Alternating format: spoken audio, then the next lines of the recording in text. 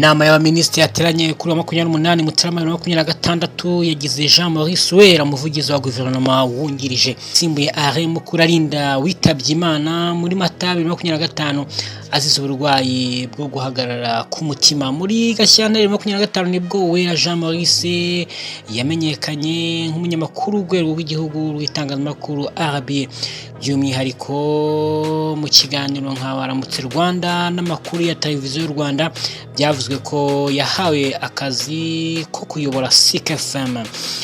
Uwera Jean Maurice amaze imyaka 14 mu itangazamakuru, afite inararibonye mu bijyanye no gutangaza amakuru no mu bijyanye n'itumanaho, akabifatanya no kuba inzobere mu bijyanye n'itangazamakuru ryo mu Rwanda.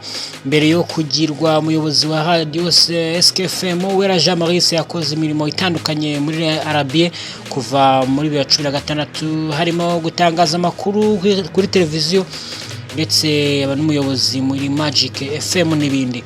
Uwera Jean Maurice yatangiye umwuga muri 2011 akora kuri Flash FM na TV, nabwo ari umuyobozi ushinzwe ikorwa ry'ibiganiro n'amakuru production manager. Afite impamyabumenyi y'ikiciro cya kabiri cya kaminuza mu itangazamakuru n'itumanaho yakuye muri ISCA Institute Catholique de Kabgayi. Abandi bahawe imirimo ni Jean Damascene Nsengiyumva wagizwe umuyobozi mukuru muri Minisiteri y'Uburezi ushinzwe ibijyanye n'ubuzima bw'amashuri n'imibereho myiza, na Diane Kamana wagizwe umuyobozi mukuru muri Mineduc ushinzwe serivisi zihabwa ibindi bigo. Gervais Mamano yagizwe umusesenguzi ushinzwe kiburamwaka n'amashuri abanza. Divine Wineza agirwa umusesenguzi mu bijyanye n'amashuri rusange ya tekinike. Gaspari Musonera agizwe umukomiseri muri komisiyo y'igihugu y'amatora. Inama y'abaminisitiri yagejejweho imyiteguro y'inama y'igihugu y'umushyikirano iteganijwe ku itariki 5 n'iya 6 Gashyantare 2026. Inama y'abaminisitiri yagejejweho imiterere y'amafaranga yishyurwa kuri serivisi zitangwa n'abakora imishinga igamije kugabanya imyuka ihumanya ikirere hifashishijwe ishoramari rituruka ku isoko mpuzamahanga rya carbone. Inama y'abaminisitiri yagejejweho ibyerekeye urubuga rukusanya rukanasesengura amakuru ku isoko ry'umurimo rugamije gufasha mu migambi no kwihutisha iterambere ry'ubukungu bw'igihugu.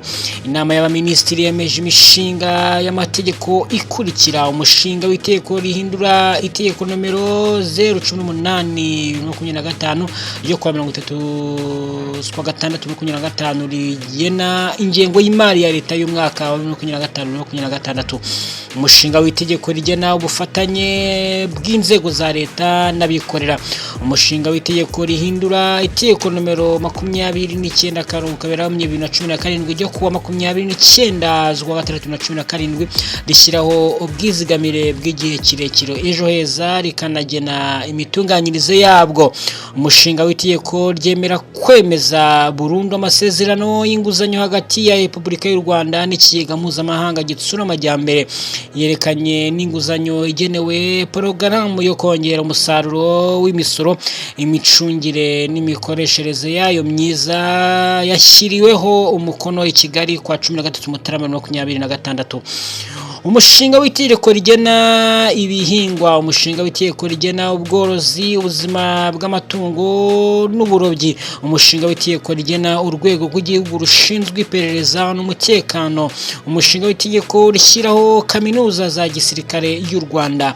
Inama y'abaminisitiri yemeje amateka akurikira: iteka rya perezida ryemeza burundu amasezerano hagati ya guverinoma y'u Rwanda na Agence Universitaire de la Francophonie ayemerera kugira icyicaro mu Rwanda.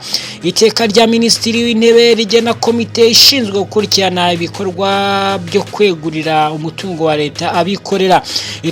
Iteka rya minisitiri rigena uburyo bwo gutanga ibigenerwa umunyamuryango wa ejo heza. Iteka rya minisitiri ryegurira ubutaka bwa leta buri mu mutungo bwite ibitaro byitiriwe umwami Faisal. Inama y'abaminisitiri y'abaminisitiri yemeje itangwa ry'impushya zo gucuruza amabuye y'agaciro na kariyeri. Inama y'abaminisitiri yemeje abahagarariye ibihugu n'imiryango mpuzamahanga bakurikira: Rita Kiden Latua, ambasaderi wa Repubulika ya Sudani y'Epfo mu Rwanda, afite icyicaro i Kigali. Iza Musaba Eisa Aizabi, ambasaderi wa Leta Zunze Ubumwe z'Abarabu mu Rwanda, afite icyicaro i Kigali. Olivier Charlotte Owen, ambasaderi wa Nouvelle-Zélande mu Rwanda, afite icyicaro Addis Ababa. Gabriel Panduleni Sinimbo, ambasaderi wa Repubulika ya Namibia mu Rwanda, afite icyicaro i Dar es Salaam.